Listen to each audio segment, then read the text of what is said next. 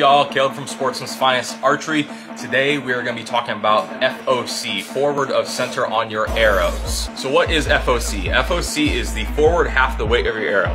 For bow hunters, it is specifically important because it gives you more kinetic energy, penetration, and more momentum within your arrow. So now that we're talking about FOC, how much FOC should you have? Typically say 11 to 15% FOC is kind of the golden weight for your arrow setup. So today we're going to teach you how to measure your own FOC at home. What we're going to need is our ruler, a pen, and a balance point. Step one of how we're going to measure our arrow's FOC is we're going to measure from the valley of our knock point. And we're going to go all the way down and measure at the end of the carbon. For me, it is 27 inches. So my arrow is 27 inches. We are going to divide that in half, and that's going to give us our half mark of our arrow. All right, so step two in measuring our FOC, we need to find the balance point of the arrow. Right here, I already have it marked. We're going to mark it again just for the camera.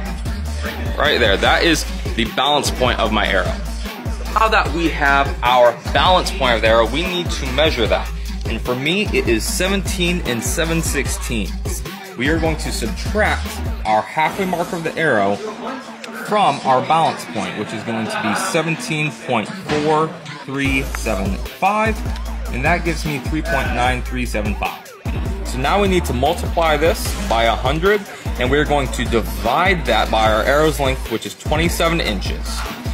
That gives me 14.5% FOC. That is what this arrow for me is running right now at 14.5% FOC.